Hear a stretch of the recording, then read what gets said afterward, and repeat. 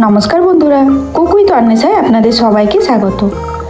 বর্ষাকালের সাথে ইলিশ মাছের সম্পর্কটা খুবই গভীর। ইলিশ মাছ খেতে ভালোবাসেন না এমন মানুষ কিন্তু খুব কম আছেন। আর গরম ভাতের সাথে ইলিশ মাছের তেল, সাথে ইলিশের দুটো পদ, সাথে আছে দুরকম চোখা বা ভর্তা। এই রকম থালি যদি দুপুরবেলা থাকে তাহলে আর কি চাই বলুন। আজ আমি আপনাদের সাথে ইলিশের দুটো পদের রেসিপি শেয়ার করব। তো চলুন দেখে নেওয়া যাক আজ আমি কি তৈরি করলাম। আজ আমি প্রথমে তৈরি করে নিচ্ছি সরষে ইলিশ আর ইলিশের দই দম ইলিশ।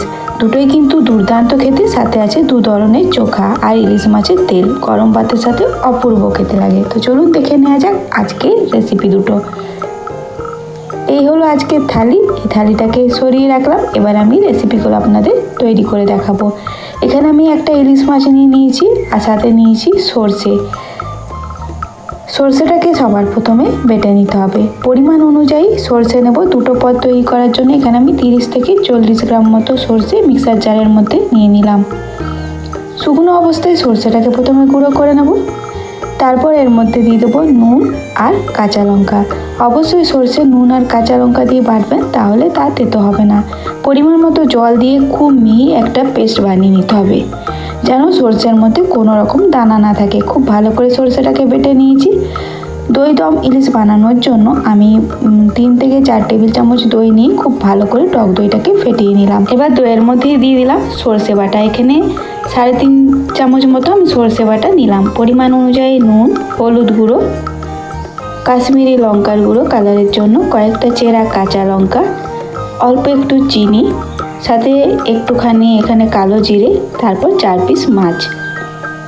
মাছের মধ্যে সমস্ত উপকরণ খুব ভালো করে মাখিয়ে নিতে হবে। আর এই রেসিপিটা কাঁচা মাছ দিয়ে তৈরি করব। মাছের সাথে এখানে সর্ষের তেল তো একদম লাগবে, সেই জন্য এখানে 2 থেকে 3 টেবিল চামচ মতো সর্ষের তেল দিলাম। এবার হাত দিয়ে সমস্ত উপকরণ ভালো করে মাছের গায়ে মাখিয়ে নেব।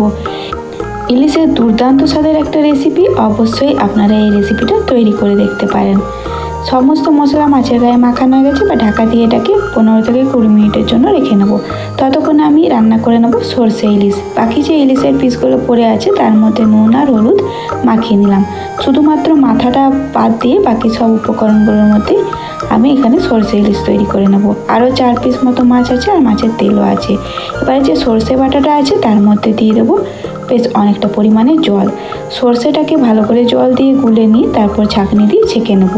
এইভাবে ছেঁকে নিয়ে যদি সর্ষে ইলিশ রান্না করেন তাহলে যাদের গ্যাস অম্বল হওয়ার সম্ভাবনা থাকে, সর্ষে বাটা বেশি খেলে অনেকেরই এই সমস্যা হয়, সেটা কিন্তু একদমই হবে না। আর রেসিপিটা খেতেও বেশ টেস্টি হবে। এইভাবে সর্ষেটাকে ভালো করে ছেঁকে নিলাম। তারপর কড়াইয়ে পরিমাণ মতো তেল গরম করে নেবো। একটু তেলটা বেশি দিলাম কারণ কিছুটা তেল আমি তুলে রাখবো। তারপরে একটুখানি নুন দিয়ে মশলা মাখানো মাছগুলোকে হালকা করে ভেজে নেব। ইলিশ মাছ খুব বেশি ভাজার দরকার নেই। ইলিশ মাছ হালকা করে ভাজলেই কিন্তু খেতে বেশি ভালো লাগে। উল্টে পাল্টে মাছগুলোকে জাস্ট হালকা করে ভেজে নিতে হবে। সর্ষে ইলিশ কিন্তু খুবই জনপ্রিয় একটা বাঙালি রেসিপি। প্রায় প্রত্যেক বাড়িতে খুব সহজ পদ্ধতিতে এইভাবেই সর্ষে ইলিশটা তৈরি করা হয়। মাছগুলোকে ভেজে গরম তেল থেকে তুলে নেব। আর সাথে আমি মাছের যে তেলটা আছে সেটাকেও ভেজে আরও কিছুটা তেল এখান থেকে তুলে নেব। এই তেলটা কিন্তু গরম ভাতের সাথে খেতে কতটা ভালো লাগে, যারা খেতে ভালোবাসেন ইলিশ মাছ তারা একমাত্র জানেন। বেশ বেশিরভাগ পরিমাণে তেল আমি এখান থেকে তুলে নিলাম। আর খুব কম তেলে সর্ষে ইলিশটা রান্না হয়ে যাবে। এবার বাকি তেলের মধ্যে কালো জিরে, কয়েকটা চেরা কাঁচা লঙ্কা দিতে হবে। ভালো করে ভেজে নিলাম। এবার আমি দিয়ে দিলাম অল্প একটু হলুদ গুঁড়ো, কাশ্মীরি লঙ্কার গুঁড়ো। গ্যাসের ফ্লেমটা একদম কমে রাখতে হবে। তারপর সর্ষে বাটা যেটা ছেঁকে নিয়েছিলাম জল দিয়ে, সেটা দিয়ে দিলাম। আরও কিছুটা জল দিলাম, একটু পাতলা করে রেসিপিটা তৈরি করব বলে। ভালো করে নাড়াচাড়া করে মিশিয়ে নিলাম। এবার ভেজে রাখা মাছগুলো দেওয়ার আগে অল্প একটু নুন দিয়ে দিলাম। মাছগুলো দিয়ে 2-3 মিনিট মতো ফুটিয়ে নিলে হবে। সর্ষে ইলিশে খুব বেশি ফোটানোর দরকার নেই। সর্ষে ইলিশ আমাদের একদম তৈরি। নামাবার আগে ওপর থেকে অল্প একটু কাঁচা সর্ষের তেল দিতে ভুলবেন না। ব্যাস তৈরি হয়ে গেল সর্ষে ইলিশ। এবার এটাকে সরিয়ে রাখবো। এবার আমি তৈরি করে নেব দম ইলিশ। ওই কড়াইয়ের মধ্যে অল্প একটু তেল দিলাম, খুব বেশি তেলের প্রয়োজন নেই। এবার ম্যারিনেট করে রাখা মাছটা ওই গরম তেলের মধ্যে দিয়ে দিতে হবে। প্রথমে মাছগুলোকে তুলে এগুলো দেবো, তারপরে আমি মশলাটা এর মধ্যে দিয়ে দেবো। খুব কম সময়ে এই রেসিপিটা তৈরি হয়ে যায়, আর কাঁচা মাছ দিয়ে এই রেসিপিটা খেতে কিন্তু দুর্দান্ত টেস্টি হয়। এই রেসিপিটা একবার হলো অবশ্যই বানিয়ে দেখবেন। হাতে মাখা ইলিশের একটা পদ গরম ভাতের পাতে থাকলে আমার মনে হয় না আর কিছু লাগবে বলে।